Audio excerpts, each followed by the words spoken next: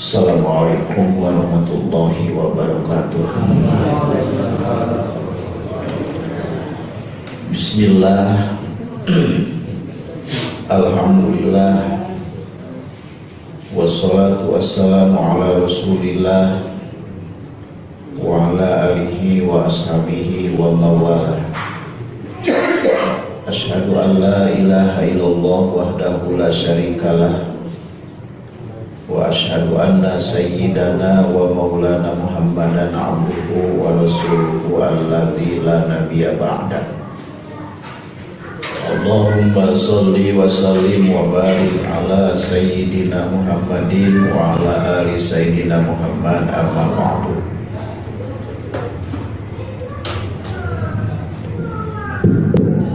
Ayyuhal hadirun, ittaqullaha haqqa tuqatih wa la tamutunna illa wa antum muslimun. Alhamdulillah,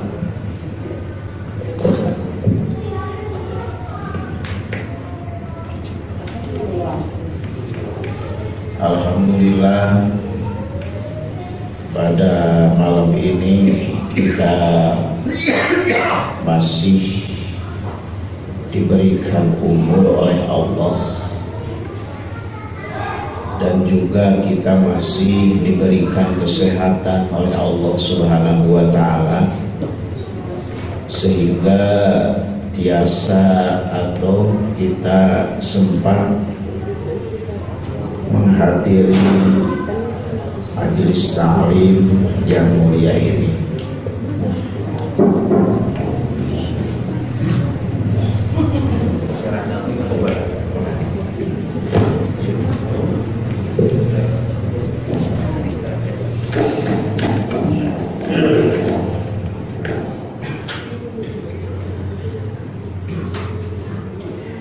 Kita bersyukur kehadirat Allah Subhanahu wa ta'ala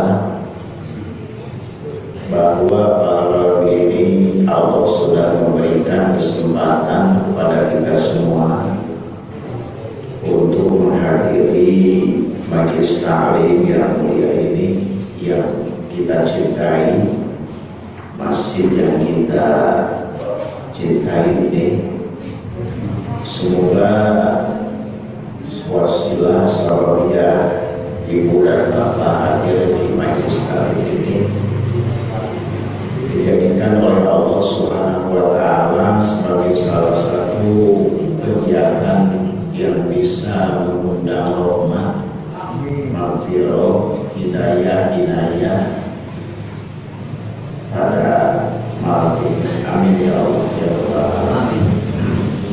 Salawat dan salam semoga tercurah limpahkan kepada baginda kita Habibana wa Nabiyana, Nabi besar, Nabi agung, Nabi Muhammad sallallahu alaihi wasallam. Pada malam ini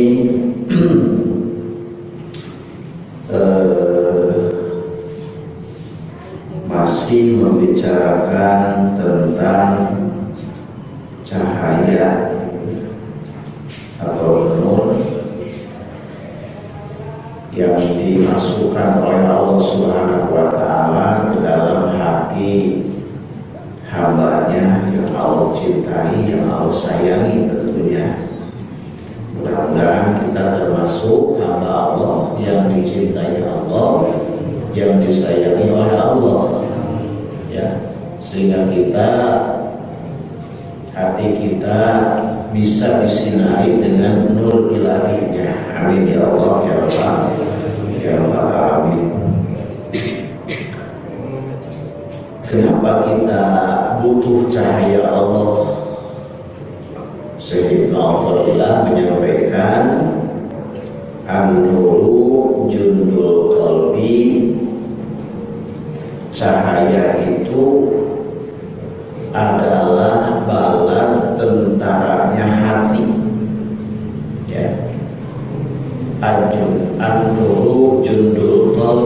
cahaya itu adalah bala tentaranya hati. Kama anna dzulmata zulmun nafsi, seperti kegelapan, goflah, lali sama Allah itu adalah bala tentaranya nafsu. Jadi di dalam diri kita ini, sementara kita ini ada dua, ada nafsu dengan hati, ada qalbu, ada nafsu. Nah, setiap hari, setiap saat, setiap detik, hati dengan nafsu itu berperang. Ya. Hati dengan nafsu itu berperang. Perselisihan antara hati dengan nafsu. Nah, si hati mempunyai tentara, si nafsu juga mempunyai tentaranya. Siapa tentara yang membela hati kita? An-nur, yaitu cahaya. Siapa yang membela nafsu? An-zulmah, yaitu kegelapan. Goflah, lupa sama Allah, itu adalah tentara-tentara yang membela nafsu kita. Contohlah salah satunya ketika kita ada suatu keinginan, hati kita umpamanya mengatakan, besok insya Allah saya akan melaksanakan ibadah saum. Ya, kata hati.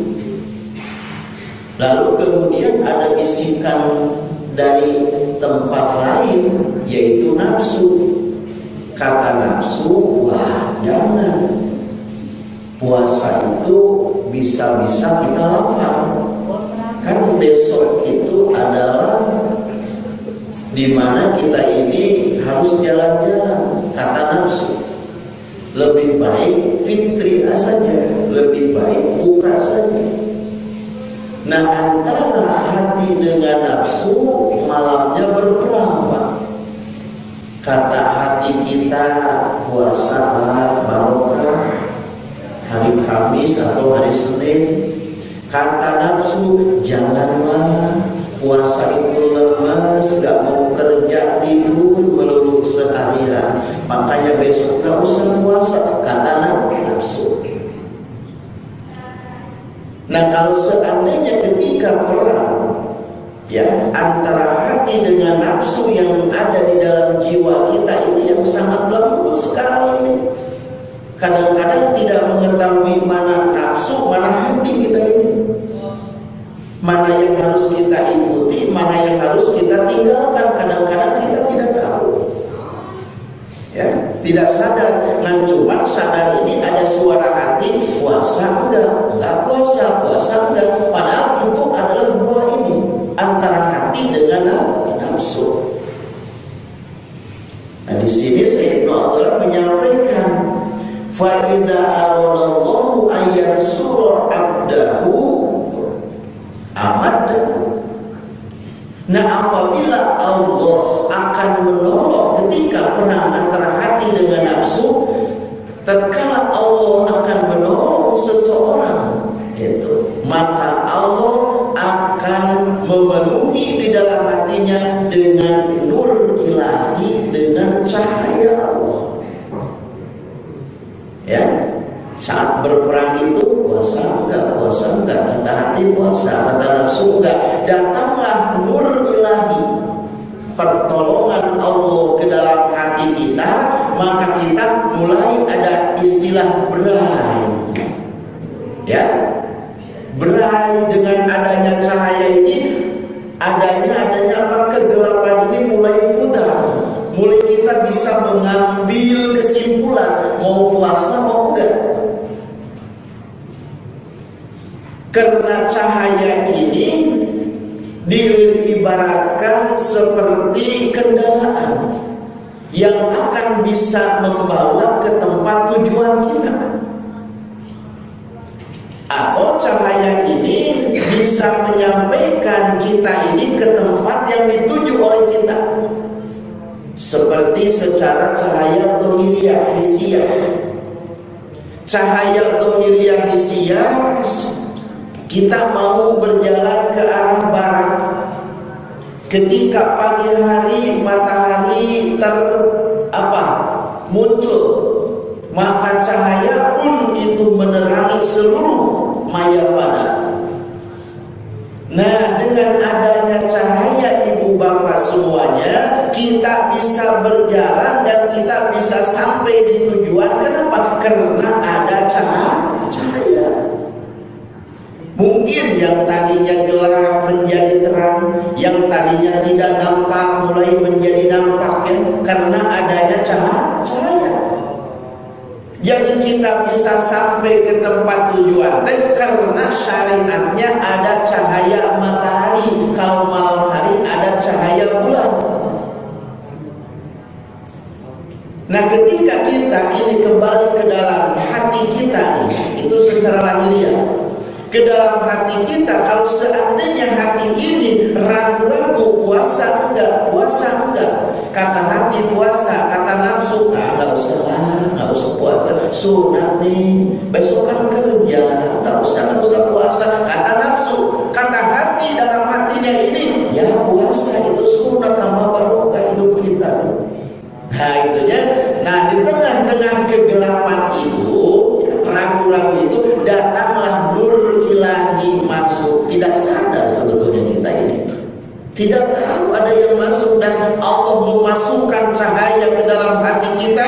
Masuk cahaya, langsung kelihatan mana yang harus dan mana yang tidak boleh, mana yang benar, mana yang tidak benar, mana yang bagus, mana yang jelek. Kelihatan ketika ada cahaya. Dengan apa melihatnya itu? Dengan basiroh. Apa sih? Basiroh. Basiroh itu apa? Mata hati. Si hati itu ada matanya, namanya basiroh. Ketika tadi basiroh mata hati ini belum ada cahaya, gelap, tidak melihat mana yang harus dan mana yang tidak boleh, mana yang benar, mana yang tidak benar, itu enggak kelihatan.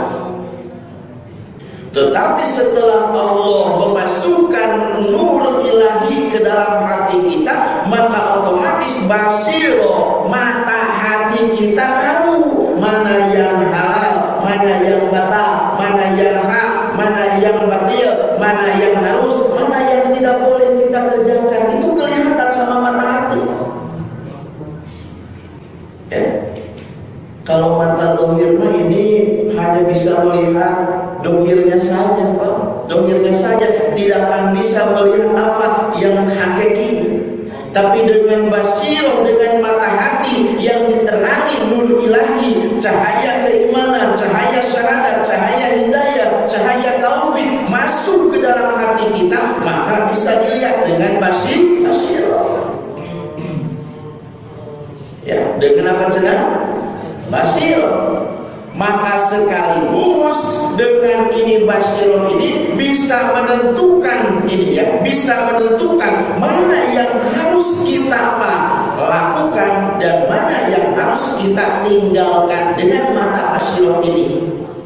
Kadang-kadang seperti ini, ya, mata hati kita tahu bahwa ini baik atau ini tidak baik. Mata hati tahu semuanya, kadang-kadang tahu. Tetapi pas pelaksanaan prakteknya anggota kita bahkan suka tojanya, tukang berselimpangan dengan apa yang dilihat oleh mata hati kita, ya. Yang benar kata hati kita ini, yang dilakukan malah ini, itu kan beda. Tetapi ketika kita ditanya, kamu melakukan ini benar enggak? Benar. Tapi kadang hati kita ini menolak. Ya, hati kita ini menolak karena beda antara basiro, hasil pengolahan mata hati, dengan pelaksanaan kadang-kadang menolak beda. Orang itu menyolok, dia itu ketika ada rentang-rentang ada orang lari. Kenapa lari? Kenapa penyolok lari, Pak? Ya, kenapa? Oh, itu kan sudah tahu bahwa penyolok itu apa? Tidak baik. Kenapa dilakukan? Kalau tahu sudah tidak baik. Nah, ini berarti mata hatinya ini adalah sudah bisa menerima, sudah tahu bahwa akhlak seperti itu tidak boleh. Cuma nafsu dengan balannya mampu mengalahkan hati dengan balannya. Akhirnya pelaksanaannya, akhirnya buktinya ini tidak sama dengan apa yang ada di dalam hatinya. Maka kita ini alhamdulillah yang ada di sini ini sudah mendapatkan nur ilahi, ya, sudah mendapatkan apa saja? Nur ilahi, cahaya Allah, cahaya keimanan, cahaya hidayah, cahaya taufik. Masuk cahaya Islam mulai masuk ke dalam hati kita ini. Ketika ini kita perang setiap saat. Bahkan tadi juga kita perang, berangkat enggak, ikut ngaji enggak, berangkat berjamaah enggak, perang dengan ini hati kita ini. Kita perang. An-nuru jundullah, an-nuru jundul qalbi. Cahaya adalah cahaya keimanan, adalah bala tentaranya hati. Alhamdulillah dengan Allah menghadirkan, menetapkan cahaya sehingga hati kita penuh dengan cahaya keimanan, maka kita bisa mengambil keputusan. Saya ikut berjamaah, saya ikut ta'lim, saya ikut puasa, saya ikut ini. Kebaikan yang kita lakukan itu adalah pertolongan dari Allah Subhanahu. Berarti alhamdulillah kita juga mendapat pertolongan dari Allah, ya, mendapat pertolongan dari Allah Subhanahu wa ta'ala, karena kita sudah berangkat dan sudah bisa menerima. Jadi kesimpulannya, minimal dalam maqalah ini ada 3. Yang pertama yang dibicarakan itu nur, yang kedua basiroh, yang ketiga qalbu. Ada berapa kan? 3. Pertama ada nur. Untuk apa sih nur? Ya, kalau ada nur di sini ya. Untuk apa sih gunanya nur? Nur ilahi ini cahaya masuk ke dalam hati kita untuk apa? Yaitu untuk menampakkan sesuatu supaya kelihatan, ya. Untuk menampakkan, membuka, dalam bahasanya, dalam redaksi kalimatnya, an-nuru lahul kasfu. Cahaya itu untuk membukakan sesuatu yang tadinya tidak kelihatan jadi kelihatan. Yang tadinya remeng-remeng datangnya cahaya, maka itu menjelaskan tabayun dengan cahaya ini. Nah, itu gunanya cahaya. Makanya kita ini menghadirkan cahaya Allah Subhanahu wa ta'ala dalam hati kita untuk mengetahui apa-apa yang tidak bisa dilihat oleh mata hati. Yang kedua ada basiro. Setelah masuk cahaya ada basiro. Basiro itu mata hati. Mata hati itu untuk menentukan apa ini bagus setelah kelihatan nih. Oh, ini kelihatan nih. Barang sudah kelihatan semuanya umpama secara lahiriah gitu kan. Oh, ini kata kita ini nggak boleh, ini bagus, ini jelek, ini kelihatan ketika hati kita dibuka. Ketika mata hati kita melihat dengan adanya cahaya ini kelihatan ini batil, ini haram, di dunia ini kelihatan. Ini orang munafik, orang mukmin, orang kafir, orang muslim, orang apa ini kelihatan sama basirah ini, sama hati ini. Itu kan bisa dilihat mana yang haram, mana yang nggak boleh kelihatan.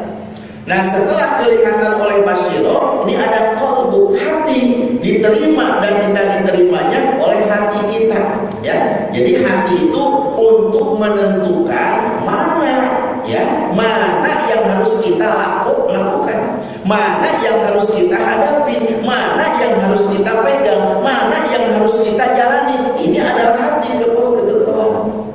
Berikan cahaya masuk ke dalam hati, kemudian dilihat oleh basirah, mata hati. Setelah mata hati ini kelihatan, ini bagus, ini nanti hatilah yang menentukan. Kalau hati perangnya kalah, ya kalah gawat tuh.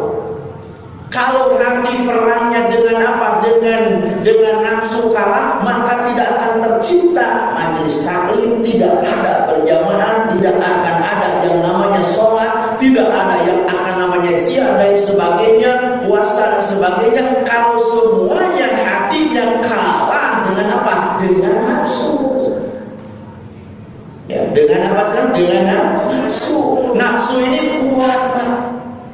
An-nafsu akhbasu min sab'ina syaitan. Nafsu itu lebih jelek, nafsu itu lebih ganas daripada 40 setan. Coba ya. Jadi inna nafsa akhbasu min sab'ina syaitan. Nafsu itu lebih jelek, lebih dahsyat daripada 70 setan. Nafsu berat ya, ditambah dengan balannya nafsu itu. Apa balan nafsu itu? Dulmah, kegelapan. Apa yang dimaksud dengan kegelapan itu? Balan nafsu itu cinta dunia yang berlebihan, lupa tidak pernah berzikir kepada Allah. Itu adalah balan nafsu. Germah-germah orang itu sering lupa sama Allah. Germah orang itu jarang berzikir kepada Allah. Terhadap dunia cintanya berlebihan. Itu semakin gelap nafsu, itu semakin punya apa? Kekuatan. Melawan apa? Melawan hati kita. Oh, itunya goflah, lupa sama Allah. Semakin gelap hati ini, semakin gelap, semakin gelap, semakin gelap. Buta mata hati ini, buta, tidak ada cahaya, maka lupa semuanya.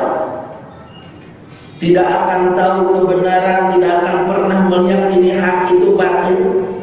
Ketika orang sudah hatinya gelap, ketika orang sudah nafsunya memenangkan, hatinya sudah kalah, maka itu istilahnya dunia ini sudah gelap, Pak.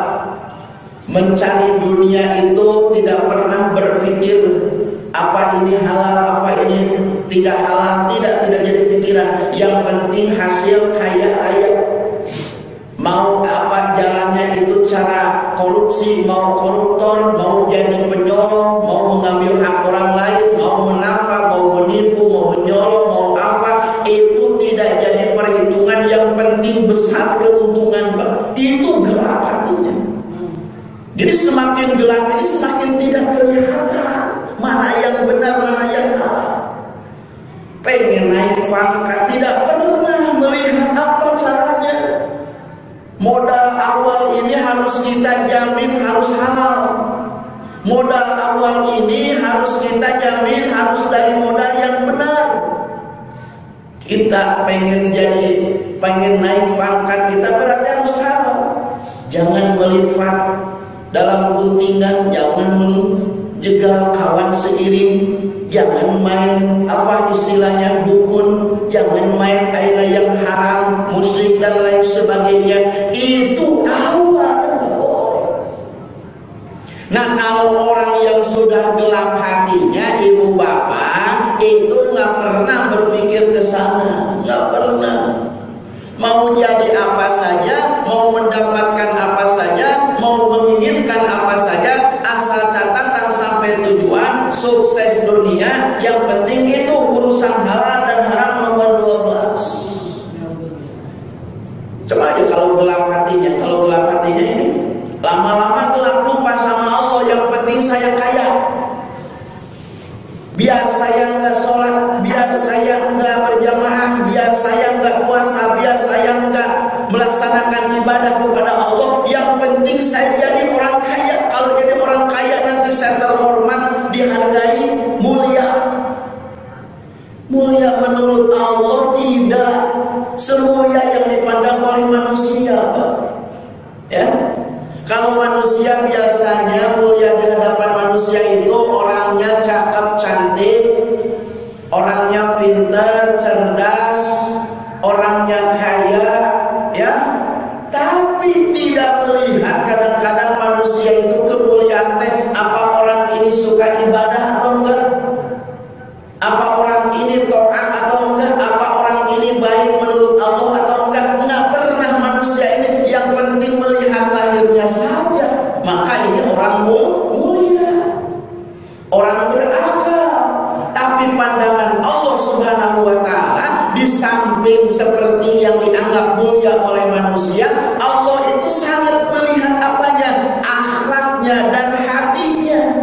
Innallaha la yanzuru ila suwarikum. Allah, sesungguhnya Allah tidak melihat kecantikannya, ketampanannya, hartanya, kekayaannya, jabatannya. Tidak, Allah tidak melihat itunya. Yang dilihat walakin yanzuru ila qulubikum wa a'malikum. Tetapi Allah melihat hatinya yang penuh dengan cahaya tadi yang dilihat oleh Allah. Ya, yang dinilai oleh Allah, yang dianggap mulia oleh Allah, itu adalah oleh Allah dilihat hatinya. Kalah sama nafsu enggak? Kalau perannya sama nafsu banyak kalah, ya menilai Allah ini belum mulia. Yang mulia di hadapan Allah itu hatinya yang jembat, yang bersih, yang bening, yang selalu menjinakkan nafsunya, mengalahkan hawa nafsunya dengan dibantu dengan nur ilahi cahaya Allah Subhanahu wa ta'ala. Wa amalikum, dan Allah melihat amal perbuatannya, melihat akhlaknya. Apa akhlaknya ini karimah atau qabihah? Atau akhlaknya ini mulia atau akhlaknya ini jelek? Dilihat dari situ oleh Allah. Bukan hartanya, bukan rumah yang mewahnya, bukan mobil yang mewahnya, bukan istrinya, bukan siapa-siapanya. Yang dilihat oleh Allah kemuliaan kita adalah hati dengan akhlaknya.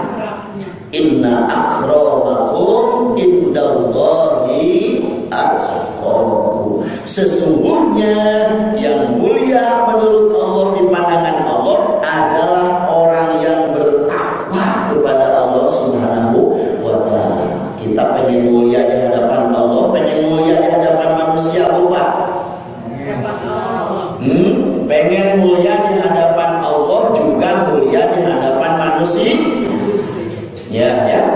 Nah, kalau kita secara dipilih gitu ya, apa sih gunanya kita dihargai di hadapan manusia kalau menurut Allah hina? Apa sih untungnya di hadapan manusia kita dimanggut-manggut, dihargai, dipuji dan sebagainya, yang dihormati sebagainya, tapi menurut Allah sampah? Apa sih gunanya?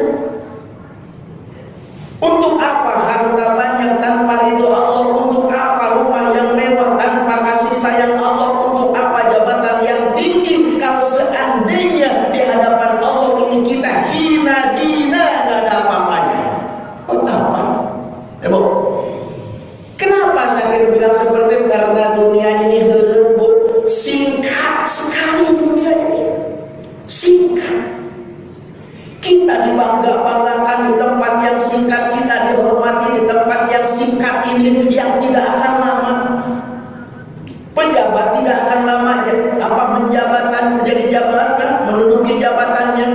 Orang kaya tidak akan lama menjadi orang kayanya, orang fakir tidak akan lama menjadi orang fakirnya. Semuanya nanti keburu mati, semuanya keburu meninggal. Ya Allah, rasanya ini bukan artinya saya berbicara supaya mengapa kalau begitu mau udah aja lah nanti ibadah. Bukan tidak semangat, tapi harus semangatnya ya. Tapi semangat apa? Berjuang. Cari harta, niatnya berjuang, ibadah, niatnya harus lebih semangat lagi. Kan cuman kita ini untuk apa kalau seandainya banyak apa-apa juga, kalau hina dina di hadapan Allah Subhanahu wa ta'ala itu. Maka orang yang mulia di hadapan Allah, yang hatinya ini ada cahaya dari Allah Subhanahu wa ta'ala. Lantas ibu, bagaimana sikap kita sebagai mukmin kalau seandainya kita sudah mendapatkan cahaya dari Allah dalam hati kita? Lalu kemudian setelah cahaya ini mampu menggerakkan kita melaksanakan ibadah, pelajaran yang kemarin, yang minggu kemarin, bahwa ketika cahaya masuk yang pertama, hati kita mulai mencintai ibadah. Cahaya kedua masuk ke dalam hati kita, mulai kita ingin bergerak, ingin melaksanakan ibadah. Cahaya yang ketiga masuk di dalam hati kita, maka semuanya ini merasakan dimonitor oleh Allah Subhanahu wa taala. Pelajaran yang kemarin, yang masalah yang sebelumnya. Nah, ini sikap kita sebagai mukmin setelah kita melaksanakan ibadah, setelah pengajian, ya Allah, alhamdulillah, saya ditakdirkan pada malam ini harus duduk di tempat ini, menjadikan mustami'in, mustami'at, menjadikan sebagai mukminin dan mukminat. Ini adalah kehendak-Mu ya Allah, ini adalah takdir-Mu ya Allah. Saya ini bahagia. Ya, seorang mukmin, kata Syekh Ibnu Athaillah, wajar dan pantas sesuai dengan apa yang disampaikan oleh baginda Nabi Muhammad SAW, man sa'atuhu hasanatuhu wa sa'atuhu sayi'atuhu bahwa mukmin. Barang siapa orang yang gembira, kalau gembira di dalam hatinya, barang siapa orang yang gembira, bahagia, bunga setelah melaksanakan ibadah, setelah melaksanakan taat kepada Allah Subhanahu wa taala, dan lalu orang itu merasakan sedih, prihatin, ketika orang itu terpeleset, ketika orang itu lupa, ketika orang itu sudah melaksanakan kemungkaran, bahwa mukminun, maka orang itu termasuk orang mukmin, orang yang beriman kepada Allah Subhanahu wa taala. Ini hadis Rasulullah SAW bisa dipakai untuk menandai atau ciri orang mukmin, Pak. Jadi salah satu ciri orang mukmin ini ada dua dalam hadis ini. Kita belum tahu ya. Yang pertama mungkin kalau ada di kita ini alhamdulillah ya. Kalau kita pernah mengalami berarti kita orang mukmin. Pertama, man saratu hasanatu, barang siapa orang yang dimana setelah melaksanakan ibadah, melaksanakan taat, hatinya gembira. Pernah enggak? Ibu pernah enggak? Assalamualaikum, assalamualaikum, alhamdulillah. Hati kadang-kadang bunga, hati kita kadang-kadang gembira. Ini dari Allah yang tidak bisa diucapkan, diuntaikan dengan kata-kata apapun saja manapun, tetapi ini ada rasa yang tidak bisa dicurahkan dengan kata-kata, ada dengan perasaan. Assalamualaikum, assalamualaikum, rasa asam bunga kesedihan sudah lupa.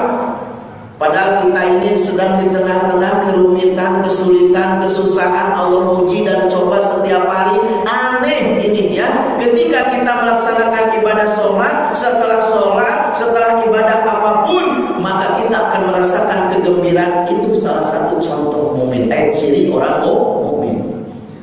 Yang kedua, bersaatu sayi'atuhu. Yang kedua, apabila yang namanya manusia kadang-kadang itu terpeleset, gitu ya, khilaf, setelah melaksanakan kemaksiatan, merasakan sedih yang sangat luar biasa. Apa maksiat apa? Ibu jangan maksiat yang pikiran yang besar saja. Ibu ditanya sama suami, mah dari mana? Dari warung. Padahal kita dari teman. Umpama, ini kan sudah apa dosanya? Bohong kan? Dusta. Ini dosa. Jangankan bilang kita ustaz, kiai bilang dosa-dosa, kesalahan, mungkar, maksiat itu, jangan bilang seperti yang besar-besar saja. Mulai dari hal-hal yang kecilnya dosa. Kalau yang kecil sudah dianggap dosa besar, kalau dianggap apa? Kalau berhati-hati dengan dosa yang kecil, apalagi sudah berhadapan dengan dosa yang besar. Aduh, ini dosa. Bilangin ngomongin batu, nggak usah. Yang nggak ada kira. Ya, kalau istilah ini orang ini kan kesal ini biasanya bukan yang sapi yang besar, biasanya hanya dengan cucu asin biasanya. ya, kucucuk asin, aduh kenapa nih? Ini kaburnya. Kesel. Ada yang tulang yang besar. Biasanya orang ini menganggap dosa kecil, ini dianggap dosa besar. Ini sangat luar biasa. Bohong, ya, berdusta yang tanpa ada alasan, itu kan, ini dosa. Nah, setelah melakukan dosa seperti itu, kita merasakan apa? Penyesalan. Yang seharusnya malam ini saya ikut pengajian, ternyata malam ini saya ada undangan yang harus kita hadiri. Ternyata setelah pulang undangan ini, ya Allah ya Karim, Engkau sudah ya Allah memalingkan kami dari kegiatan yang kami biasakan seminggu sekali. Sedih hati. Ini ada rasa sedih dan bukan dibikin-bikin, bukan secara sedih-sedih, bukan, tetapi ini dari Allah untuk orang mukmin. Kebiasaan orang mukmin kalau sudah yang biasa dilakukan terus tiba-tiba kita tinggalkan, pasti ingat, ya Allah kenapa Engkau ya Allah tinggalkan kami ditinggalkan untuk melaksanakan ini ya Allah, membaca Al-Quran ditinggalkan, umpamanya gitu Pak ya. Nah ini itu orang mukmin. Nah kalau dibalikan bukan orang mukmin. Kalau jadi terbaliknya bukan orang mukmin. Barang siapa orang yang sudah melaksanakan ibadah tetapi dia itu tidak merasakan apa-apa dalam ibadahnya. Bapak ini umpamanya nih, setelah sholat assalamualaikum udah pulang, sholat selesai, nggak ada lempeng aja, nggak ada syukuran kepada Allah, nggak ada terima kasih ya Allah sudah menggerakkan kami, terima kasih ya Allah sudah melangkahkan kami, nggak ada itu. Hanya terjebak kepada rutinitas saja, hanya terjebak kepada kebiasaan saja. Mau azan sholat selesai ini udah pulang, mau ada naik sholat, itu kejebak dengan rutinitas saja. Ya, makanya orang mukmin harus ada supaya berbobot. Lalu kemudian yang kedua, orang mukmin kalau kepeleset, kalau khilaf, ya apapun yang dilakukan kesalahan itu suka sedih. Nah, orang bukan mukmin alias orang-orang munafik apabila melakukan kesalahan bukan sedih, malahan kita ini ketawa ketiwi. Padahal dia tahu hati kecilnya ini lagi maksiat. Yang ditonton ini bukan tontonan untuk muslim. Yang dilihatnya ini bukan untuk seharusnya bukan harus dikonsumsi orang-orang mukmin. Ternyata dia mengkonsumsi, ternyata mereka ini menonton. Ketika menonton dan sedang mengkonsumsi itu malahan ketawa ketiwi, pesta pora, berbahagia dan sebagainya. Itu adalah jelas bukan orang mukmin. Kalau orang mukmin itu bila mana kesalahan sedih bertobat kepada Allah. Kalau bukan orang mukmin berarti itu maksiat itu suka tertawa. Padahal ini lagi masih. So kita istighfar. Kalau seandainya kita satu saat kita sedang menonton yang orang-orang suka yang melihat orang-orang yang melihat, tapi kita suka tertawa. Suka tertawa sama cucu sama anak gitu. Padahal yang dilihat ini bukan yang harus kita lihat sebetulnya. Semuanya tahu nih. Ya, semuanya tahu dada jenggu. Ya, maka dilihat sama kita. Suka apa kira-kira? Lihat pakai yang kelihatannya serba kurang. Malahan ke bawah perempuan ini tertutup. Ya, ke atasnya kehabisan makan, kehabisan bahan. Malahan kita ini malah suka ini, ya, suka ini daripada ibu-ibu pengajian yang segala tertutup. Ini mah nggak ada pemandangan. Ini yang pemandangan yang indah mah, yang serba apa, yang serba buka-buka. Ya. Ketika kita melihat yang seperti itu, malahan kita ini apa? Suka, senang, bahagia. Itu bukan orang mukmin, Pak. Ya, ngeri, Pak ya, Banten. Iya, ngeri, Pak. Lihat saja Bu, tanda bukti Bu. itu hancur semuanya, tempat-tempat ini hancur, cuma ada masjid itu dilewat. Masjid dilewat tuh. Kayaknya akhir ini ngerti banget ini tempat ibadah tuh. Masjid dilewat masih utuh aja. Kemudian ada anak-anak santri tahfidz Quran itu sedang rajin menghafal Al-Quran, dia itu mau pulang, ya mau pulang di pantai cerita mau pulang, cuman dia itu suka melihat Gunung Krakatau yang mengepul gitu, sambil itu dia itu mampir masuk di sebuah villa kecil itu, masuk ke villa kecil itu, alhamdulillah nggak pernah air itu mampir ke dalam villa itu. Ini sudah bukti kan, sudah nyata kan, sudah bukti, sudah nyata kan.